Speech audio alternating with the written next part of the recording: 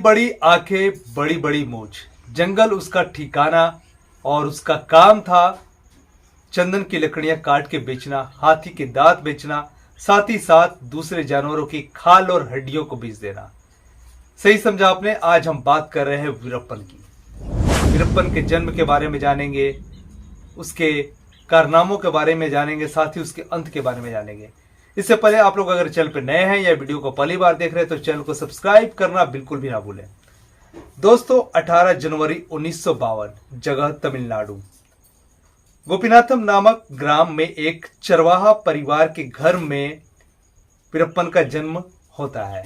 जैसे जैसे वो बच्चा बड़ा होता है, कुछ सालों के बाद उसका नाम रखा जाता है कुछ मुनि स्वामी वीरप्पन। तमिलनाडु हालांकि जंगल वाला क्षेत्र था, तो वो अक्सर जंगलों में रहता, पेड़ों पे चढ़ता, पक्षियों की आवाजें निकालता और वो इन सब कलाकृतियों में परिपूर्ण हो चुका था। इन सारी कलाओं में उसे एक सफलता मिल चुकी थी, बहुत अच्छे से वो आगे बढ़ रहा था। बोला जाता है कि जब 17 साल का वीरप्पन होता है, वहां पे एक फॉरेस्ट ऑफिसर थे जो उन्हें अपने साथ तस्करों से बचने के लिए या तस्करों से लड़ने के लिए उन्हें बंदूक चलाना सिखाते हैं। लेकिन वीरप्पन उसी पुलिस ऑफिसर की हत्या कर देता है और हत्या करने के बाद वो पहला शिकार वो अफसर थे और दूसरा शिकार उसका एक हाथी होता है। और कहा जाता है कि वीरप्पन का निशाना इतना सटीक था कि उसने हाथी के बीचों बीच सेंटर पॉइंट माथे पे हाथी को मारा था और मारने के बाद उस हाथी के दांत को बेच दिया था। अब उस इलाके में, उस जंगल में बहुत सारे तस्कर थे जो ये सब चंदन की लकड़ियां काटते थे, हाथी को मारकर उसके दांत बेच देते थे। वीरप्पन ने उन तस्करों को धीरे धीरे मारना स्टार्ट किया, खत्म करना स्टार्ट किया और वो अपना उस क्षेत्र में, उस जगह में अपना कब्जा करते गया और वो बन जाता है एक बहुत बड़ा चंदन तस्कर, बहुत बड़ा अपराधी, बहुत बड़ा क्रिमिनल। और साथ ही साथ वो अपने साथ और भी लोगों को जोड़ते जाता है। अब इसी तरह जैसे जैसे बड़ा होते जाता है, उसके कारनामे भी बढ़ते जाते हैं। 1987 का एक समय आता है जब वो उसने एक वन्य अधिकारी की फिर से हत्या कर देता है। 10 नवंबर 1991 को उसने एक आईएफएस ऑफिसर श्रीनिवास की बड़ी ही निर्मम तरीके से हत्या कर दी थी। उसके बाद 14 अगस्त 1992 में 2 आईपीएस ऑफिसर अपने 22 लोगों की टीम के साथ वीरप्पन को जंगल में पकड़ने जाते हैं। उस ऑफिसर का नाम था हरि कृष्ण और दूसरे आईपीएस ऑफिसर का नाम था शकील अहमद। जो वीरप्पन था उसने जगह जगह रोड पे और साइड में जो उसके एरिया थे वहां पे लैंड माइन्स लगा दिए थे।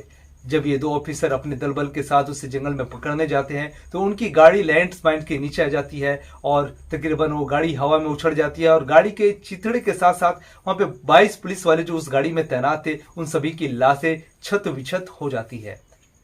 इसके बाद पुलिस और वहां की जो सरकार थी और उस समय की जो तत्कालीन मुख्यमंत्री थी तमिलनाडु की जयललिता, वो काफी एंग्री हो जाते, काफी गुस्सा हो जाते हैं।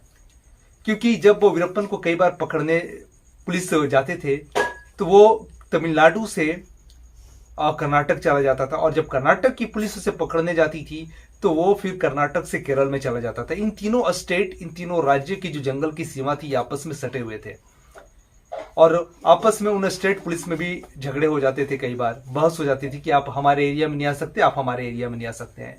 इसके बाद जयललिता ने तीनों स्टेट के चीफ मिनिस्टर से बात की और उन्होंने वीरप्पन को घेरने के लिए एक स्पेशल एसटीएफ फोर्स बनाया, स्पेशल टास्क फोर्स। क्योंकि अब वीरप्पन को पकड़ना जो लोकल पुलिस थी, जो स्टेट पुलिस थी, उनके बस की बात नहीं थी। वीरप्पन हमेशा पुलिस वालों को कत्ल कर देता था या उनसे बच जाता था। अब स्पेशल टास्क फोर्स का गठन हो चुका था।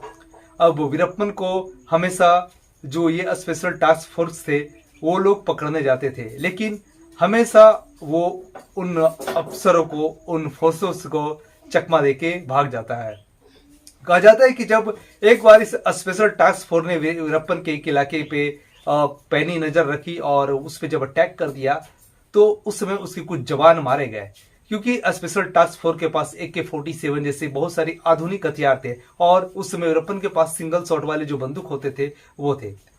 इसके बाद वीरप्पन अपने जो सप्लायर था उससे कांटेक्ट करता है कि हम पे तो पुलिस वाले भारी पड़े या बहुत सारी जो चीजें थी। उसने फिर अपने आप को हाईटेक किया, तकरीबन 20 AK-47 मंगाया और उसके बाद उसकी जब भी मुठभेड़ होती थी तो वो बराबरी का सामना करता था, एसटीएफ को भी लगातार अच्छी खासी टक्कर देता था।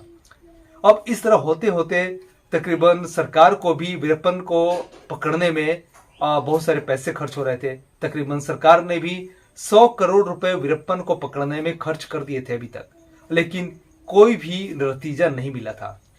अभी इसी बीच कुछ साल बीतते हैं और 1991 में मुथु लक्ष्मी नाम की एक महिला से वो शादी कर लेता है और शादी करने के बाद उसकी 3 बच्चियां होती है।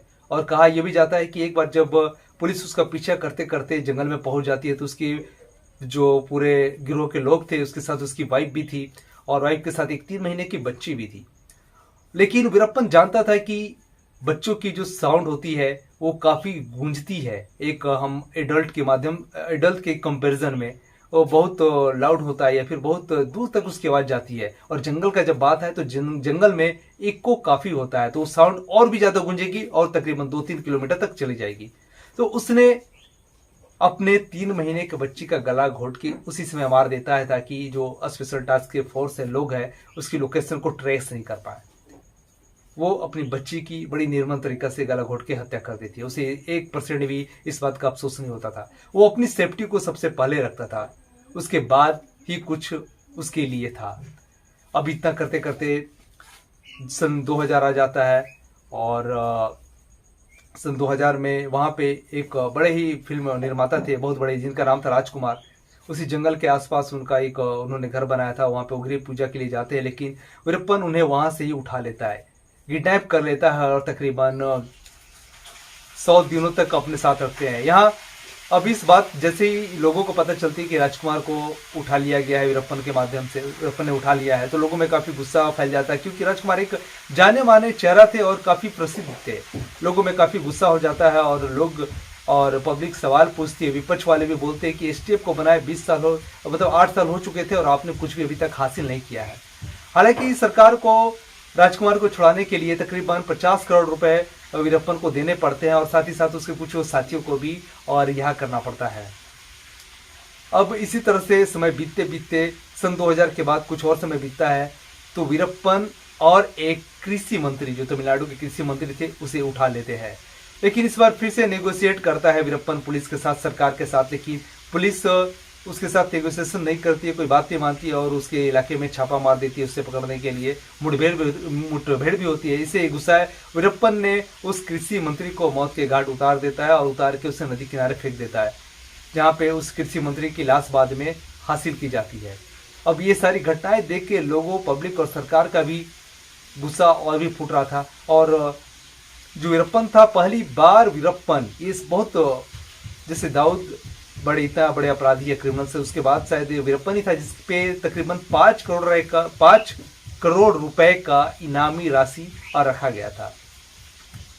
अब वीरप्पन की जो कहानियां हैं इस तरह से आगे बढ़ रही थी, तभी एक जो ऑफिसर थे जो एसटीएफ की मोर्चा संभाले हुए थे, उन्हें पता चलता है कि वीरप्पन की आंख में कोई प्रॉब्लम है, उसे ट्रीटमेंट की ज़रूरत है। तो उसी तरीके से अपने जाल बिछाते हैं, खबरी के माध्यम से एक एम्बुलेंस को उस इलाका में दौड़ाया जाता है और पर ये सुनिश्चित कर लिया जाता है कि वीरप्पन को शक ना हो, क्योंकि वीरप्पन बहुत ही शातिर और एक चालाक किस्म का व्यक्ति था।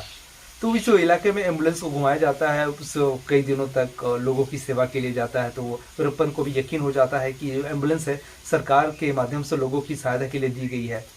तो जो मुखबिर होता है उसे सेटिंग होती है कि एक हॉस्पिटल में जाना है और आँख का इलाज करवाना है, और पहले से एसटीएफ अपना प्लान बना लेती है क्योंकि जिस जगह पे वो गाड़ी को ले जाके रोक रहा था वहाँ पे पहले से एसटीएफ की पूरी टीम मौजूद होती है उस हॉस्पिटल के आसपास। अब सारा पुलिस के प्लान के मुताबिक चलता है।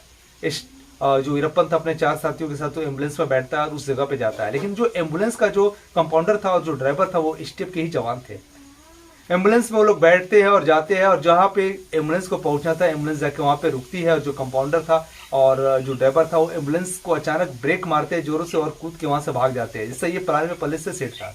वीरप्पन को और उनके साथियों को जब तक समझ में आता तब तक वहाँ से अनाउंसमेंट होता है कि तुम लोग अपने आप को पुलिस को सरेंडर कर दो पुलिस के सामने, क्योंकि हमने तुम्हें चारों तरफ से घेर लिया है। लेकिन आवाज सुनने के बाद जो वीरप्पन अंदर बैठा हुआ था उसने फायरिंग स्टार्ट कर दी। जवाबी कार्रवाई में जो पुलिस की टीम घेरी हुई थी, स्टेट की टीम घेरी हुई थी, उस एम्बुलेंस पे जवाबी जोरदार फायरिंग करती है। तकरीबन 500 से 600 राउंड गोलियां फायरिंग की जाती है 20 मिनट तक, जिसमें वीरप्पन की मौत हो जाती है। बाद में जब एम्बुलेंस खोल कर देखा जाता है तो 3 से 4 गोलियां ही मात्र वीरप्पन को लगती है, जो एक सर के पास और एक गले के पास और एक पेट में लगी रहती है। और ये जो घटना है ये 2004 में होता है। 2004 में इस तरह से एक खौफनाक कातिल और एक बड़ा ही बेरहम इंसान जो वीरप्पन के नाम से फेमस हो चुका था, उसकी जो कहानी है, उसका चैप्टर जो है हमेशा के लिए क्लोज हो जाता है। तो दोस्तों, आज की वीडियो, आज की कहानी कैसे लगी कमेंट बॉक्स में कमेंट करके जरूर बताएं। तो चलिए आज की वीडियो में बस इतना ही, फिर मिलते हैं आपसे नेक्स्ट वीडियो में।